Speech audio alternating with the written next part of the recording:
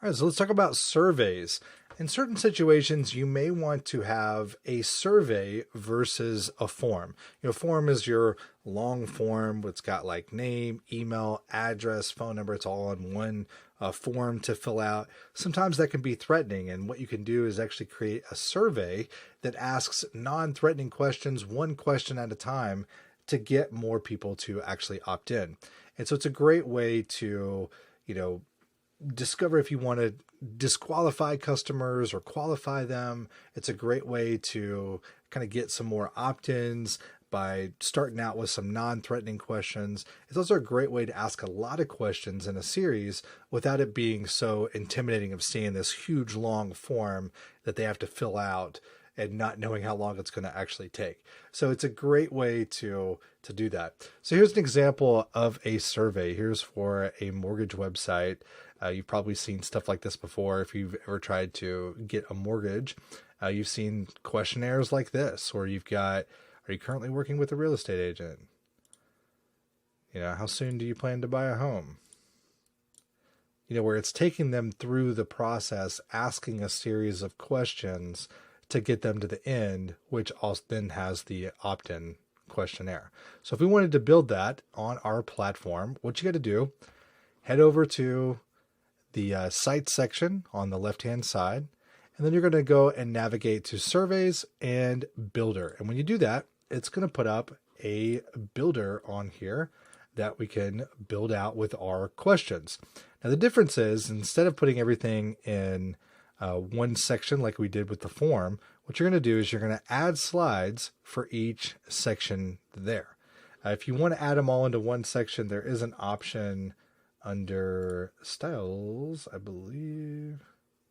No, it's under options, where you could ask one question at a time. So if you want to put everything under one, you can do that. You just got to select this field to ask one question at a time as it moves on. But I like to have slides so I kind of know that there's a question on every page. It gives me some more room to think and let me know that, hey, that's going to the next question, right? So if we go back over, we go to our fields and we start asking questions.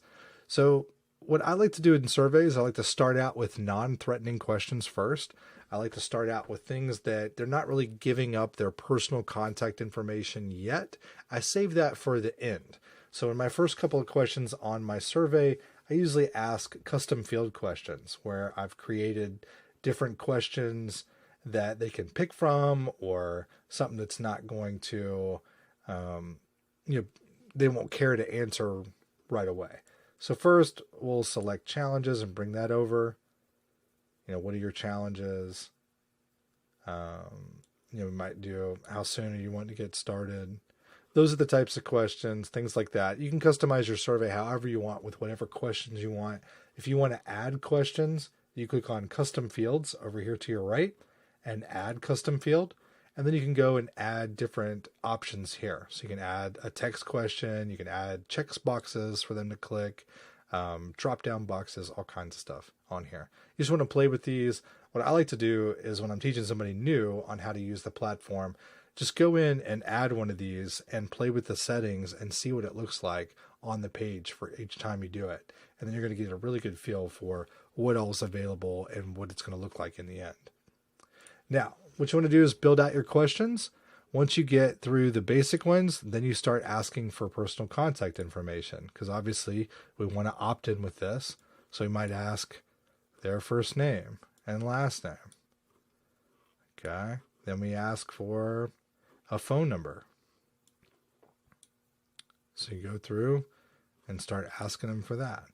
Then we ask for an email. Now, once you're done on there, all you got to do is click Save Survey. That's going to save your survey here. And what we need to do is to give this a name. So we'll go up here to Options. We'll scroll to the top, and we've got Survey 2 here. Let's go ahead and give this a good solid name so that we can remember it. Here is our survey, but you can save it for whatever you want. That's going to customize that survey for when you're putting it in your funnels, that you can remember what it is. You want to save it to something that is easy to bring back up and use in the future. Now, once they submit their message, you've got two options. You can send them to a URL. So if you have a thank you page in your funnel or on your website, you can enter the URL right here and it can direct them over thank you and go ahead and add that to your CRM. If you want, you can also do a message. So you can say something like, thank you for taking the time to complete the survey. You can also have disqualifying messages.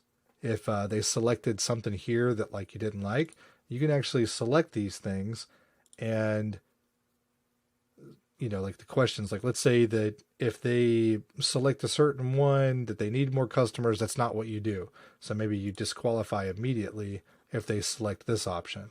And then if they need better sales staff, you keep them going to the next one. If they need more inventory, you send them over to the next page. So you can get really interesting with your logic and you can disqualify prospects, ask the right questions, and kind of figure out if they're worth messing with, right? Now, once you finish all of that, you save your survey, and now the survey can go on the website. So our survey is saved. We'll navigate back over to our website.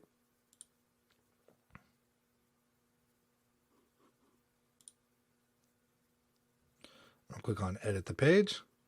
Now what we're going to do is add an element. So if you remember, inside a row, you can add an element. So if this isn't here, you can kind of add another one, add an element, and we need to find survey. I think I skipped it here somehow. Here it is, survey. So you're going to drag that in.